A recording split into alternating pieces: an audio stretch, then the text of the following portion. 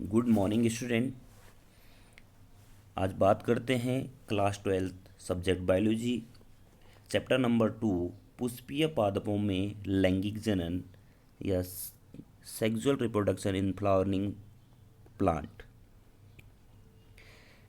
इसमें हम बात करेंगे कि जो पुष्पीय पादप हैं उनमें लैंगिक जनन कैसे होता है। तो इसमें हम क्या क्या पढ़ेंगे?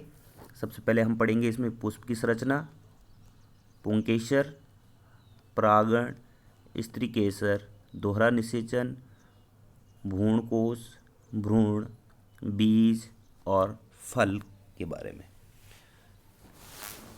तो बच्चों, सबसे पहले हम ये देखते हैं कि जो पादप है, एक वैज्ञानिक थे जिनका नाम है आइकिलर। इन्होंने सभी पादपों को क्या किया है, दो भागों में डिवाइड किया है। एक है क्रिप्टोगेमस और दूसरा है फेनेरोगेमस। क्रिप्टोगेमस जो क्या होते हैं, बीज रहित पादप हैं, और फेनेरोगेमस जो क्या होते हैं, बीज युक्त पादप हैं। ये जो क्रिप्टोगेमस हैं इनको तीन भागों में डिवाइड किया गया है, थाइलोफाइटा, ब्रायोफाइटा और टेरिडोफाइटा। ये जो तीनों हैं ये कैसे होते हैं, पुष्प रहित होते हैं, इन पर पुष्प नहीं आता है। और जो फेनेरोगेमस हैं इनको दो भागों में डिवाइड किया गया है, एक है अनावृत बीजी और एक है आवृत बीजी, जिम्नोस्पर्म और एंजियोस्पर्म। तो इसमें से एक जो जिम्नोस्पर्म है, अनावृत बीजी है, ये पुष्प रहित होता है, और जो आवृत बीजी है ये क्या होते हैं, पुष्प युक्त होते हैं।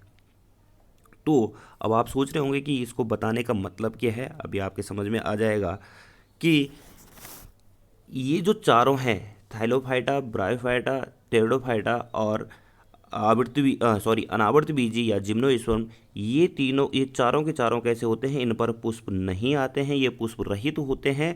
और जो क्या है, एंजियोस्पर्म है, इन पर क्या होते हैं, पुष्प होते हैं, ये पुष्प युक्त होते हैं।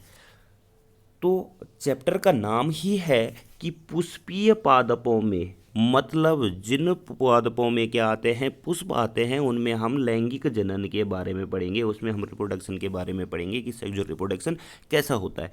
तो इसका मतलब है कि जो आवृत बीजी पादप हैं उन पादपों में क्या है, लैंगिक जनन क्या है, आवृत बीजी पादपों में। तो हम इसको ये भी कह सकते हैं कि आवृत बीजी पादपों में लैंगिक जनन, यह पुष्पीय पादपों में, मतलब पुष्प किस पर हो रहा है, किस पर आता है, आवृत बीजी पादपों में। तो आवृत बीजी पादपों में लैंगिक जनन, हम इस चैप्टर को ये भी कह सकते हैं। अब हमें चैप्टर का मीनिंग समझ में आ गया है। अब हम आगे बात करते हैं इसमें। सबसे पहले हम इसमें पढ़ेंगे पुष्प की संरचना। क्या पढ़ेंगे इसमें? सबसे पहले पुष्प की संरचना। तो पुष्प की संरचना से पहले हमें यह पता होना चाहिए कि पुष्प होता क्या है। तो जो पुष्प है, पुष्प क्या होता है, पुष्प एक रूपांतरित प्रवाह है जो पुष्प के जनन के लिए कार्य करता है। यह पत्तियों के रूपांतरण से बनता है। अब तुम्हें यह पता होना चाहिए कि प्रहो शब्द क्या है। यहाँ पर एक शब्द आया है, पुष्प एक रूपांतरित प्रो है। रूपांतरित मतलब रूप परिवर्तन। प्रहो जब क्या हो जाता है, इसका रूप परिवर्तन हो जाता है, तो ये क्या बन जाता है, पुष्प बन जाता है। तो प्रहो, अगर हम प्लांट की बात करते हैं तो ये मान लो ये कोई प्लांट है, तो ये जो भाग है जो क्या है, ज़मीन से नीचे होता है, ये क्या होती है, जड़ होता है। और ये जो भाग है इसको हम कहते हैं, जो ज़मीन से ऊपर है, इसको हम कहते हैं परोह। क्या कहते हैं इसे, परोह, या इंग्लिश में कहा जाएगा सूट और हिंदी में कहा जाएगा इस परोह। और जड़ को क्या कहा जाता है, रूट। अब परोह में क्या क्या, कौन कौन से इसमें भाग होते हैं, तना हो गया, शाखा हो गए, पर्ण हो गए, पुष्प हो गए, ये क्या होते हैं, सारे के सारे किसके भाग होते हैं, परोह के भाग होते हैं। तो जब ये परोह क्या रूपांतरित हो जाता है, इसका रूप परिवर्तन हो जाता है, तो किसका निर्माण होता है, पुष्प का निर्माण होता है, इससे पुष्प बनता है। अब हम बात करते हैं पुष्प का निर्माण कैसे होता है।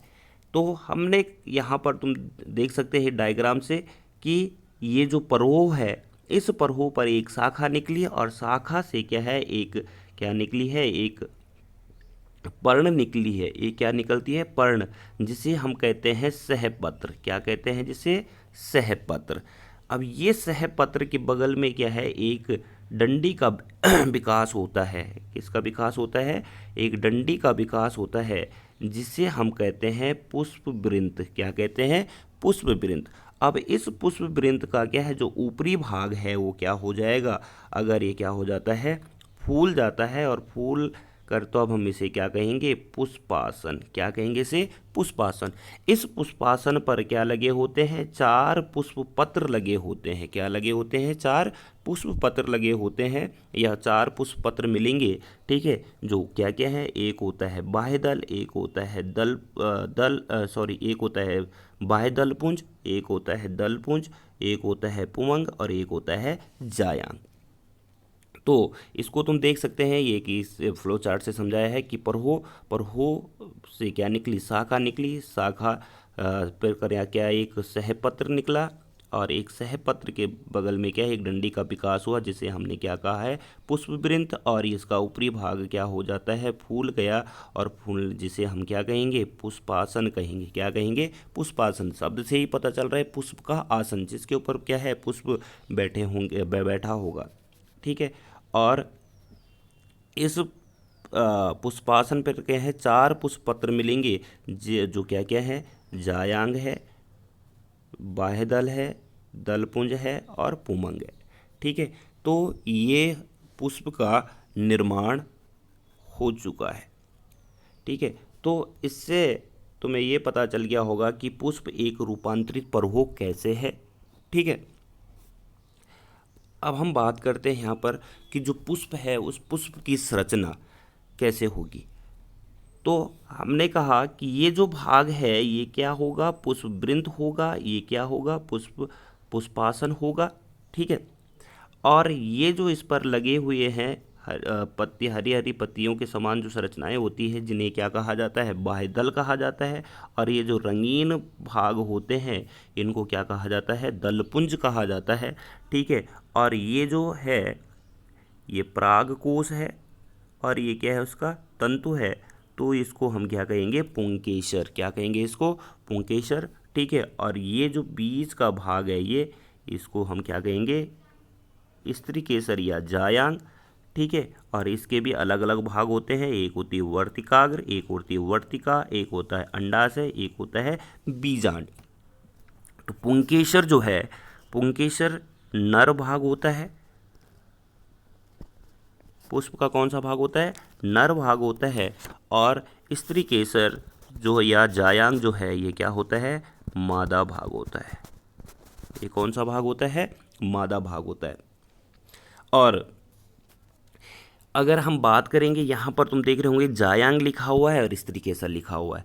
तो जब किसी पुष्प पर एक स्त्रीकेसर होता है, तब हम उसे स्त्रीकेसर कहते हैं। और जब इसमें क्या है, बहुत सारे स्त्रीकेसर होते हैं, तब हम इसे क्या कहेंगे, जायांग कहते हैं। या फिर हम ये भी कह सकते हैं कि स्त्रीकेसर के समूह को क्या कहा जाता है, जायांग कहा जाता है। ऐसे ही जब पुष्प पर पुंकेसर की संख्या कितनी होती है, एक होती है, तब हम उसे पुंकेसर कहते हैं। और जब उसमें क्या है, बहुत सारे होते हैं, तब हम उसे क्या कहते हैं, पुमंग कहते हैं। तो पुंकेसर के समूह को क्या कहा जाता है, पुमंग कहा जाता है। ऐसे ही अगर हम दल की बात करते हैं, अगर एक दल है तो हम उसे दल कहेंगे, और जब क्या है, बहुत सारे दल हैं, तो हम उसे क्या कहेंगे, दलपुंज। तो दल के समूह को क्या कहा जाता है, दलपुंज कहते हैं, ठीक है। और बाह्य दल के समूह को क्या कहा जाता है, बाह्य दल पुंज कहा जाता है। अब हम इसमें बात करते हैं कि पुष्प के आवश्यक भाग कौन कौन से हैं और अनावश्यक भाग कौन कौन से हैं। तो आवश्यक भाग उनको कहा जाएगा जो क्या है, जनन में भाग लेते हैं। किस में भाग लेते हैं, जनन में भाग लेते हैं। और पुष्प जो है, पुष्प का सिर्फ पुंकेसर और स्त्रीकेसर ही क्या है, जनन में भाग लेते हैं। तो पुष्प के आवश्यक भाग कौन सा हो गया, पुंकेसर और स्त्रीकेसर। अनावश्यक भाग कौन कौन से होंगे, जो बाकी बचे हुए हैं, जैसे दल है, बाह्य दल है, पुष्पासन है, और पुष्पवृंत है। ये क्या है, अनावश्यक भाग है। तो कल हम बात करेंगे नर जनन अंग की, जो इसका नर जनन अंग है पुष्प का, वो क्या है? पुंकेसर। तो कल हम पुंकेसर के बारे में बात करेंगे। Thank you, have a nice day.